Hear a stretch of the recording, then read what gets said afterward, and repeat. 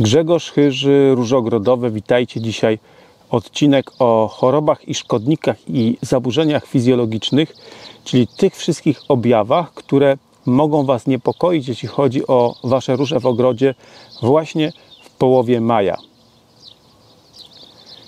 Pierwszym takim najczęściej pojawiającym się sygnałem, niepokojem wśród ogrodników, który teraz słyszę, jest to, że mnóstwo z Was narzeka, że ma bardzo dużo pędów niezakończonych pąkami kwiatowymi, czyli pędów płonnych. Ja odsyłam Was do filmu, który zrobiłem już jakiś czas temu o tym właśnie na temat tego problemu. Ogólnie powiem tak, są 3 czynniki, które wywołują ten problem. Pierwszy to jest taki, że po prostu wtedy, kiedy te pędy się tworzyły, było za chłodno i nie wytworzył się pąk kwiatowy.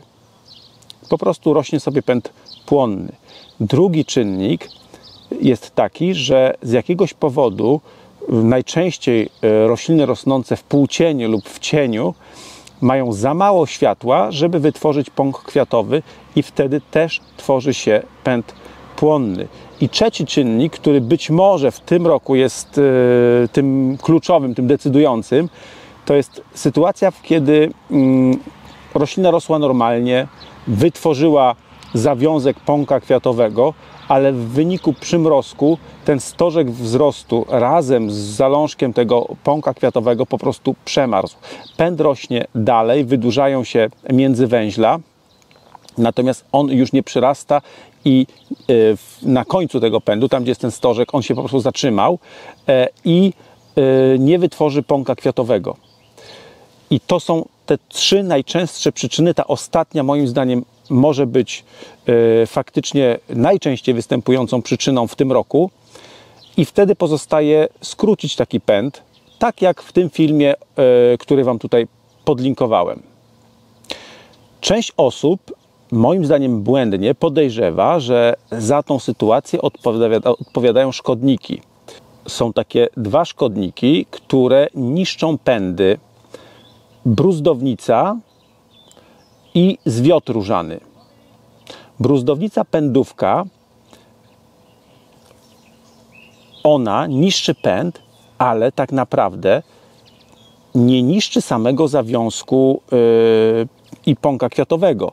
To jest sytuacja taka, że macie pęd mniej więcej w takiej fazie, czasem już z pąkiem kwiatowym, o taki pęd jak tu, błąkówka, która już powiedzmy końcem kwietnia mogła latać, składa gdzieś tutaj sobie jaja, czy tutaj, wysoko.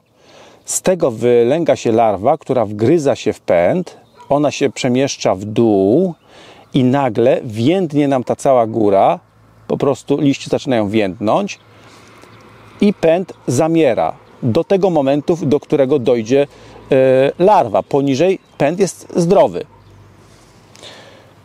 I wtedy najlepiej od razu wyciąć taki pęd poniżej tego miejsca i spalić go razem z tą larwą, która jest w środku. Tak?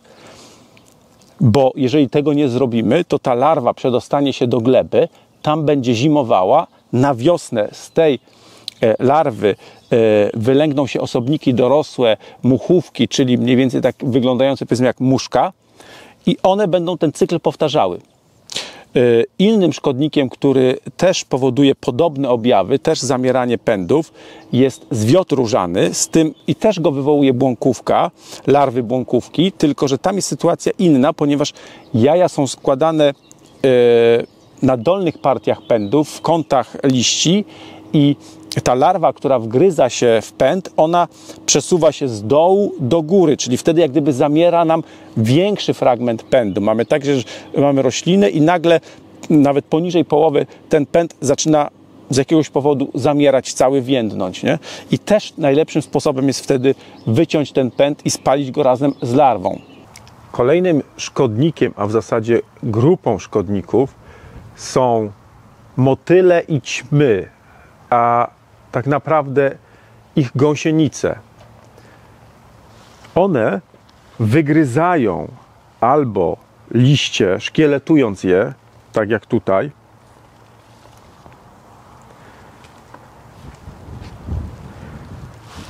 ale również uszkadzają pąki kwiatowe.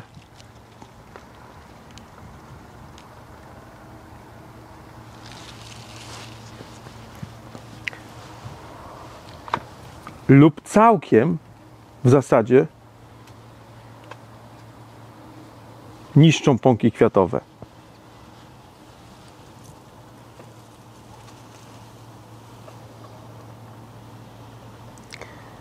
I tych gatunków może być bardzo dużo. Ja szczerze powiedziawszy nawet wielu z nich nie znam, tak żeby Wam powiedział po gatunku. Tu na zbliżeniach daję Wam przykład takiej spektakularnej, ładnej, seledynowej, która najprawdopodobniej tutaj te szkody poczyniła, ale mam doświadczenia jeszcze z uprawy róż w tunelach foliowych, gdzie te gąsienice były różne i bardzo trudno było je zwalczyć. Wiele preparatów takich żołądkowych, typowych, no nie za bardzo sobie z tym radzi, więc moja propozycja jest taka: jeśli widzicie takie gąsienice, to najlepiej je po prostu zbierać i niszczyć fizycznie po prostu. To, co widzicie na tych zbliżeniach, to jest gąsienica przegibka, z tego co ja kojarzę. Motyl, w zasadzie ćma, nie jest już taka piękna jak ta gąsienica, no ale zobaczcie, szkody są poważne. Kolejnym szkodnikiem, dość popularnym i w zasadzie bardzo dobrze znanym, który obecnie mocno atakuje róże, jeszcze tydzień temu myślałem, że jest z tym spokój, to jest po prostu mszyca. Możecie zobaczyć tutaj na zbliżeniach, jak mocno oblepione są niektóre pędy róż tym szkodnikiem, a zwalczanie jest dosyć proste, zarówno metodami naturalnymi, jak i tymi chemicznymi, że wspomnę tylko na przykład o siltaku czy mospilanie i podobnych środkach. Także zwróćcie uwagę na mszycę. Jeśli chodzi o przędziorek, to ja jeszcze nie zaobserwowałem nigdzie jakiegoś wysypu przędziorka, ale to nie znaczy, że jego nie ma. Też warto przyglądnąć się. No i bardzo podobne objawy do przędziorka ma skoczek różany. Tutaj właśnie chciałem Wam zaprezentować na tych zbliżeniach i objawy na liściach, i jak wygląda sam szkodnik wtedy, kiedy obrócimy liść. Możemy zobaczyć na dolnej stronie liścia zarówno wylinki, jak i owada szkodnika, który dość szybko jest w stanie migrować i uciekać nam wtedy, kiedy sprawdzamy dolne strony liści. I też zwalczanie podobne jak mszycy. A teraz pora na choroby. I najważniejszą, moim zdaniem, rzeczą, na którą musicie zwrócić uwagę, jeśli chodzi o choroby, to jest rdza róży.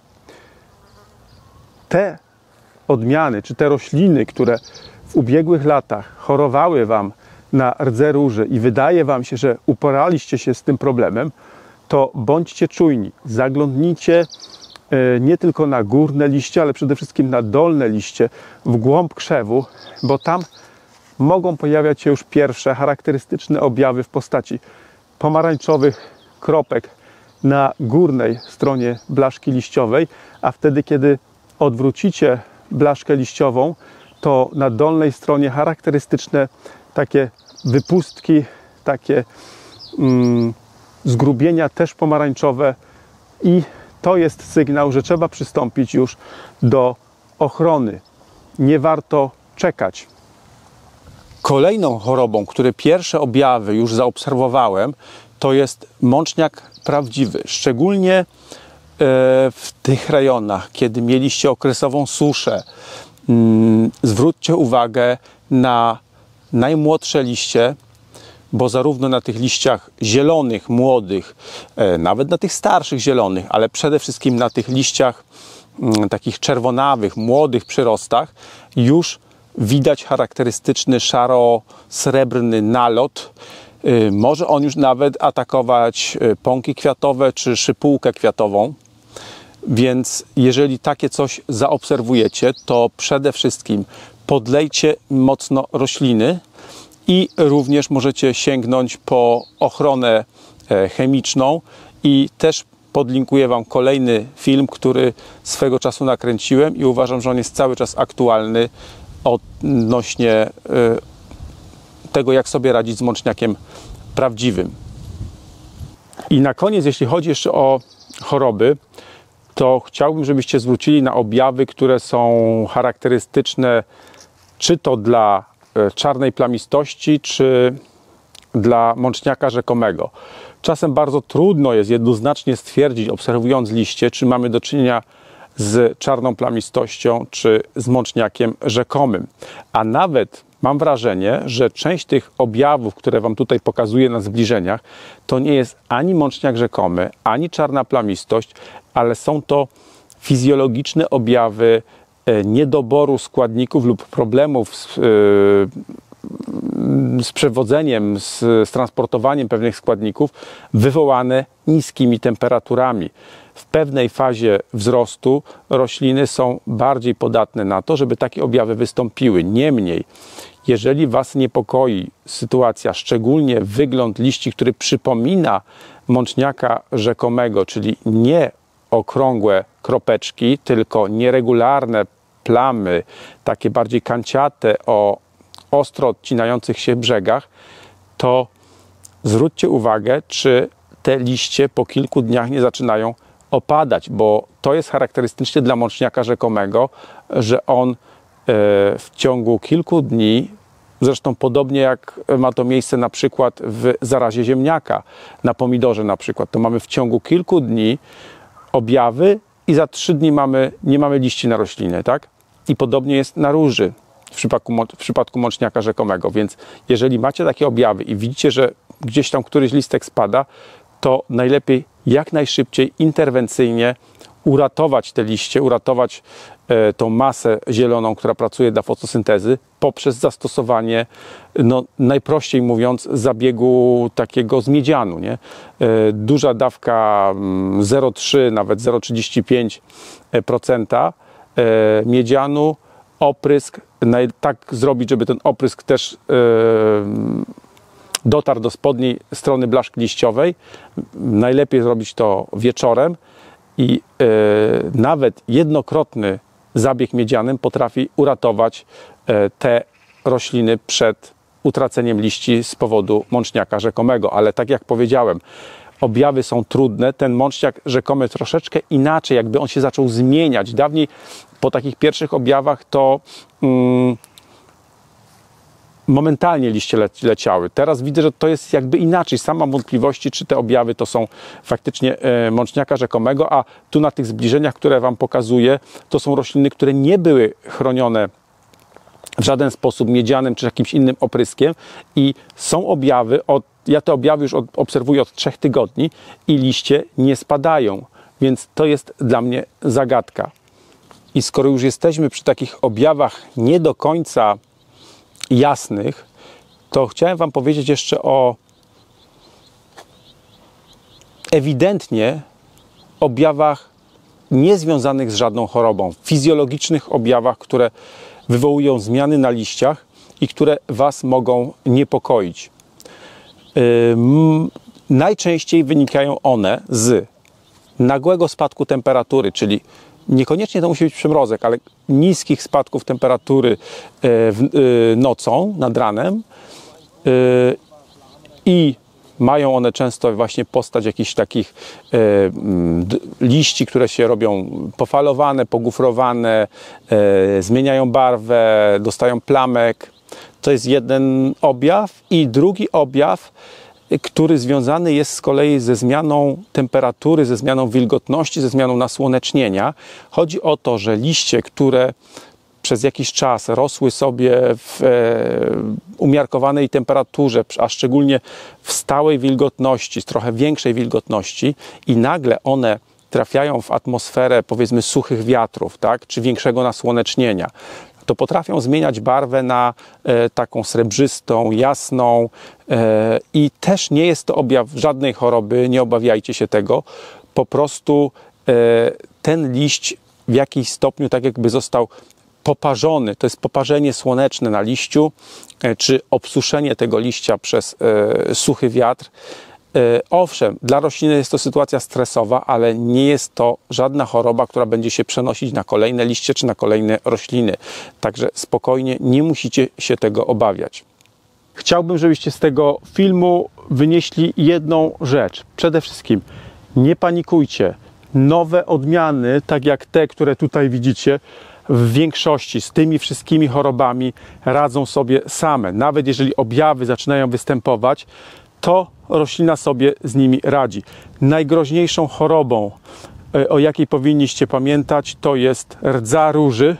I tu nie ma odmian, które sobie poradzą. Jeśli zaczyna występować, to musicie zainterweniować według tych wskazówek, które w filmie o rdzy róży Wam podawałem. I to jest gwarancja, że sobie z tym poradzicie.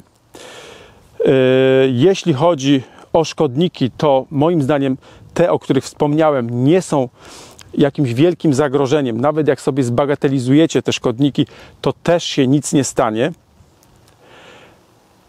Natomiast po prostu obserwujcie rośliny. Czasem może się okazać, że trzeba będzie je po prostu podlać. I to wystarczy.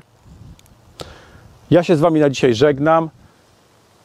Zobaczcie, tyle roślin czeka na Was już wkrótce, w połowie maja. Miały być rozpoczęta sprzedaż tych roślin w czerwcu, ale ponieważ część róż w doniczkach 2-litrowych się już skończyła albo jest po prostu za mała, czeka na rozkrzewienie się, uruchomimy wkrótce sprzedaż tych roślin dużych w doniczkach 6-litrowych. Zobaczcie, jaka ta fajna rugoza jest. Przepiękny kwiat.